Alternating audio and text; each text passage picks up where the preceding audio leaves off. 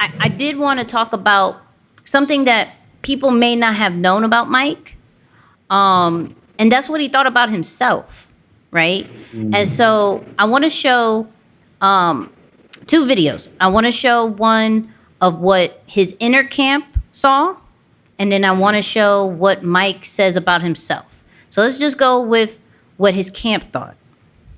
A lot of doubt, a lot of fear, a lot of uncertainty, and all of a sudden he just started crying. Look, just relax, Michael, relax, just relax.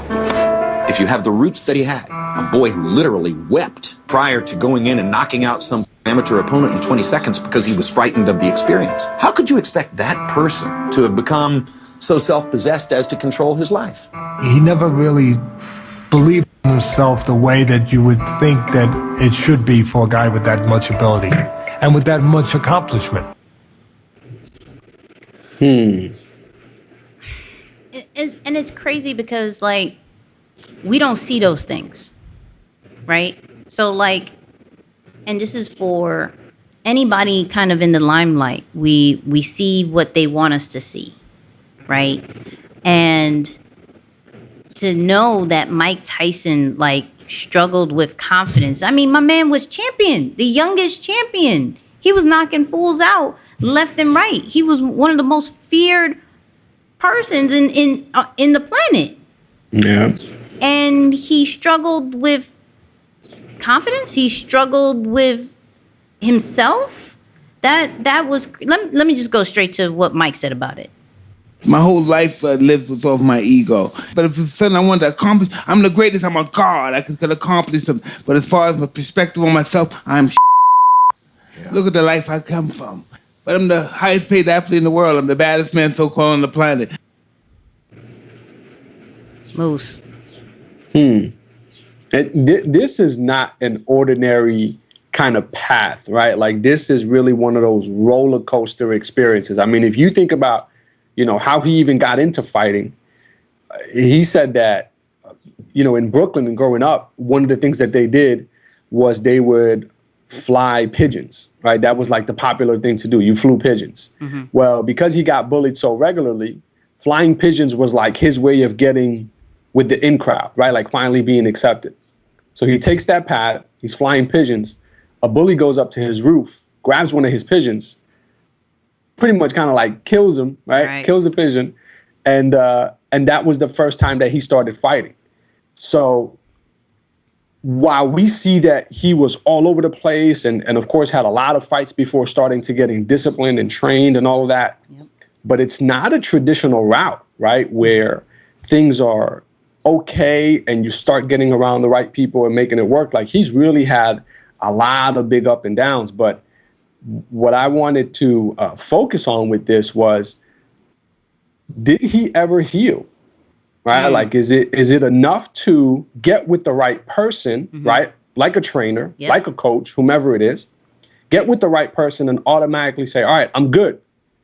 Or do you need to heal from a crazy past like that which he grew up on, mm-hmm. to finally get in a place where you can start to develop and grow and never get pulled back to where you came from? What do you think about that? So, like, I think, and let me be honest, because me and Moose had this conversation. I'm like struggling with this Mike one because, as many of us thought, my man is, like he said, I'm a god, right? Like, he was the baddest guy.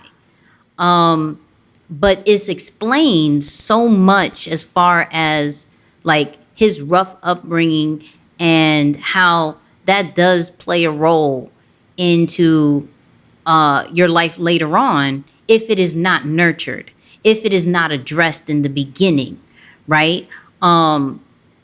You have to have certain people in place to take care of that. And normally I would assume that would be your mother and father or family that takes care of some of those things, those self-doubt and how to become a man and how to treat people and things like that. And he didn't have that, right? His mother died at a young age. He didn't have the presence of his father. So you had this white guy, this white trainer who took him on, and the only thing he cared about was making him become the #1 heavyweight champion in the world. Okay? He did that. He made him into that. He died before seeing it, but he made him into that, right? If Mike Tyson, all he knew was fighting, and the person who taught him how to fight is gone, what is the dimmer? Who are the people that are in place to show him, like, okay, like let's dim this down. Let's try this way. Let's do it this way, right? And when we look at all the people that we've been talking about, like, you take it from a passion into an empire, and I think each one of them has had people in place, or they've had a vision of, this is my opportunity, but this is going to be way more bigger. This is going to be my legacy, where Mike only knew boxing. And for that particular sport, for that particular time, that was really good. But that does not translate into real life. That does not translate into what happens outside of the ring, which is why I feel we saw a downfall, because once that discipline is gone, right? Because Cuss died, he became world champion a year later, and then the people who was with Cuss, the students and everything, were still, training Mike and everything like that, hence why he was able to get the belts and everything, but they parted ways as well, and that's where Don King came in play. Now, and I know Moose got a whole section about Don, right? But that's where people who cared about one thing is gone. The structure, the system, the discipline is gone. And now Mike has already created this wave of, I'm the most feared human being, and I'm going to knock everybody out. And Don King comes and says, could have been, I ain't messing with you here. I'm giving you everything, or I don't care for you. I'm going to get this money. And a lot of us do know about the whole Don King thing. If you are a fan of Don King, or if you don't like Don King, let me know in the comments. How do you feel about Don King? Because this has been a conversation. But Moose, I know you feel a certain kind of way about Don King. Yeah, I'm just gonna have to come off rip and say, if you like Don King, I don't know if we could be friends. I just, I don't know if we could be friends. We might have to agree to disagree on that. You just lost. Yeah. You just lost. Yeah. Moose. You know,